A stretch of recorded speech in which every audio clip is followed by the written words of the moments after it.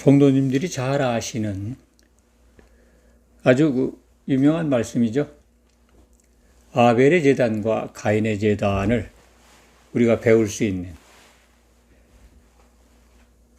이 시대에는 그 예배에 적용하면 하나님이 받으시는 예배와 하나님이 받을 수 없는 예배, 이것을 교훈받는 귀한 구약 성경의 말씀입니다. 아벨은 제사를 드렸더니 하나님께서 받으셨고, 가인의 제사는 받지 않으셨습니다. 물론 성경은 예배자와 그가 드린 예물을 받고 안 받고까지 설명해 주고 있습니다.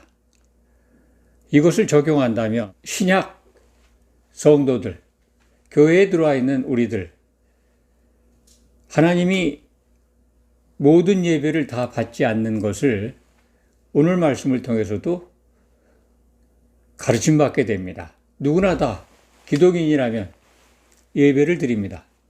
특히 주일 예배는 성도들의 중요한 신앙의 덕목이고 조건이기 때문에, 또 그렇게 가르쳐 왔고 성도들도 그렇게 인식하고 있기 때문에 주일 예배는 꼭 참석하려고 합니다. 많은 성도들이 함께 모여서 예배를 드리는 것, 그건 참 아름다운 광경입니다.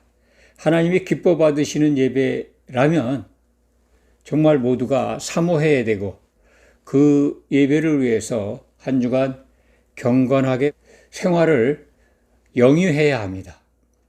오늘 본문 말씀을 보면 제삿날이 됐다. 우리가 그냥 일반적으로 생각하는 거는 세월이 지난 후 이렇게 돼 있잖아요. 그런데 본문을 보면 제삿날이 되어서, 때가 되었다 그런 얘기죠. 때가 되어서, 제삿날이 되어서 하나님께 예물을 바치고 예배를 드리는, 제사를 드리는 날이 되어서 가인은 땅의 소산으로 여호와께 드렸고, 아벨은 양의 첫 새끼와 그 희생을 드렸다. 그런데 아벨과 아벨의 제물은 받으셨는데 가인과 가인의 제물은 받지 아니하셨다. 오늘날 교회에서 드리는 예배 가운데에도 아벨의 제사를 드리는 분이 있을 겁니다. 물론 교회가 전체가 아벨과 같은 생각으로 같이 예배를 드린다면 다 받으시겠지만, 그렇게 되기는 굉장히 어려울 것 같습니다. 성도 각자가 일주일간 생활한 거 다르고 생각하는 거 다르고 그러기 때문에 그렇습니다. 신약교회의 예물은 구약 시대에 이렇게 예배자와 예물이 구분되어 있는 그런 상태는 아닙니다. 예물을 반드시 불에 태워서 희생을, 번제는 다 그렇죠. 또 소제도 태우지 않습니까? 그런 그 과정이 있는데, 예물을 바치는 과정이 있는데, 신약교회는, 교회 예배는 예배자가 바로 예배자 자신이 바쳐지는 예물입니다. 그렇기 때문에 이 아벨과 그 제물을 받으셨다 하는 것은 예배에 참석한 성도의 신앙생활과 예배에 임한 모습이 연락이 되느냐 안 되느냐, 그런 차이가 있을 것 같습니다. 오늘 본문 말씀을 적용하면 가인은 선을 행하지 아니했다라고 하는 하나님의 질책을 받고 있습니다. 가인과 그 제물을 받지 않으니까 가인이 화가 났죠. 그 안색이 나타났습니다. 그러니까 여호와께서 내가 분해하는 게 어떤 연유냐,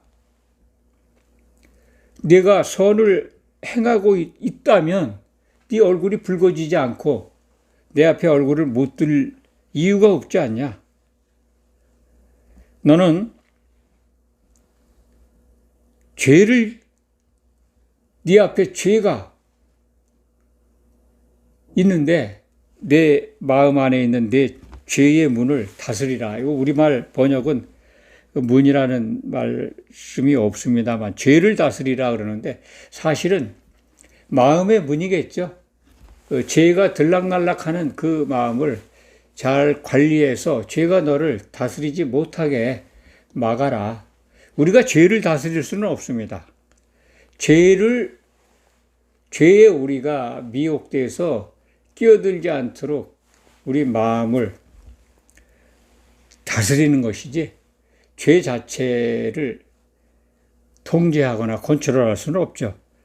가인은 그러니까 선을 행하지 않았다고 하는 것은 예배날 그날 그 순간에 선을 행하지 않았다는 말씀이 아니죠.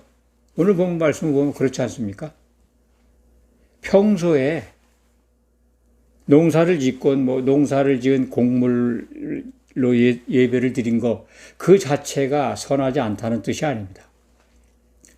그날만 경건의 모양을 갖춘 가인, 하나님은 그의 예배를 받지 않으신 겁니다. 어떻게 그렇게 말씀을 드릴 수 있냐면 아벨은 양치는 자가 되었습니다. 그 당시에 양은 고기를 먹을 수가 없습니다.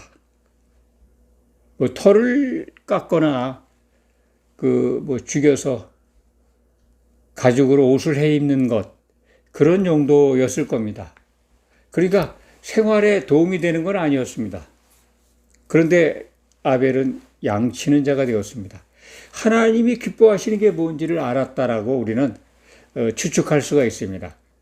하나님은 부모 아담과 그의 어머니 하와가 범죄함 때문에 에덴에서 쫓겨난 것, 하나님께로부터 쫓겨난 것을 아벨은 익히 알았을 것이고, 그리고 하나님께 나아가려면은 피에 희생이 있어야 한다. 그것은 하나님께서 아담과 하와에게 가죽옷을 지어 입혀서 살리신 것, 은혜를 기억하기 때문에 그렇습니다. 아벨은 부모로부터 그 얘기를 들었을 거 아닙니까? 허물과 죄를 덮을 수 있는 거는 참 무화과 나무 잎으로 되는 게 아니다. 가죽옷, 짐승의 희생이 필요했다. 피 흘림이 있어야 죄 사함이 있구나 하는 것을 아벨은 알았습니다. 이러한 아벨을 신약 성경은 의인이라고 칭합니다. 예수님이 마태복음 23장 36절 37절에 보면 이 시대, 교회 시대죠. 예수님 후에 지금까지 이어지는 이 시대에 그 책임을 미리 예언하고 계십니다. 그것을 읽어드리면 중요한 대목만 읽어드리겠습니다. 그러므로 의인 아벨의 피로부터 여러 의인들이 피를 흘렸죠. 성전과 제단 사이에서 땅 위에서 흘린 의로운 피, 의인들의 피가 다 너희에게 돌아가리라. 너희에게. 당시에 이제 예수님을 핍박하고 죽이려고 했던 유대인들, 예수님을 따르지 않았던 사람들 보시면 됩니다. 그러한 예수님을 거부하는 사람들, 그들이 다 그 의인들의 피의 값을 갚아야 된다. 이런 말씀을 마태복음 23장 36절 이하에서 증거하신 바가 있습니다. 의인 아벨이라고 기록되어 있죠. 성경은 아벨을 의인으로, 거기만 있는 게 아니라 히브리서 11장 4절에도 믿음으로 아벨은 가인보다 더 나은 제사를 드림으로 의로운 자라 하는 증거를 얻었다. 히브리서 11장 4절 말씀입니다. 아벨을 의인이라고 신약 성경은 증거합니다. 의인은 선지자죠. 이 선지자를 통해서 우리는 하나님이 기뻐하시는 게 뭔가를 배울 수 있습니다. 하나님이 기뻐하시는 것, 직업부터가 그냥 하나님이 기뻐하시는 일에 종사하게 됐어요. 희생이 필요하다. 하나님께 나아가려면 피의 제사를 드려야 되는구나 하는 걸 알았던 겁니다. 그렇기 때문에 그의 실생활은 항상 경건했겠죠. 하나님이 기뻐하시는 걸 늘 행하며 살았기 때문에 선함을 행한 겁니다. 그런데 가인은 뭡니까? 가인의 재물만 문제가 되는 게 아닙니다. 가인은 하나님의 선에서 떠난 생활을 했다는 겁니다. 평소에 그 제사 드리는 날만 경건한 모습을 보이는 게 아니라 평소에 하나님이 기뻐하시는 것을 한 아벨과는 다르게 전혀 하나님의 선을 의식하지 않았다. 평소에 네가 선을 행했으면 왜 얼굴을 못 드느냐, 그 질책을 받는 거죠. 이것을 우리 신약교회 성도들에게 적용해 보시기 바랍니다. 일주일간 내 멋대로 살다가 하나님의 기쁨은 전혀 생각 안 하고 살다가 주일날 주일 예배 드리려고 경건의 모양을 갖고 예배에 나오면, 오늘 본문 말씀을 적용하면 그 예배자를 받으시겠습니까? 성경의 기록을 보면 받지 않으실 겁니다. 선을 행했다면 받아들이실 겁니다. 그런데 하나님의 선과는 무관한 일상의 생활 속에서 예배 날만, 주일 예배만, 모양만 갖춘다면 그것은 예배를 사모하는 경건과는 무관한 겁니다. 그래서 성경은 이렇게 창세기에서부터 신약 성경에까지 하나님이 기뻐하시는 걸 행하는 자는 선을 행하고 있다라고 이렇게 말씀하는 겁니다. 우리가 교회가, 성도들이 하나님의 선을 오해하는 경우가 많습니다.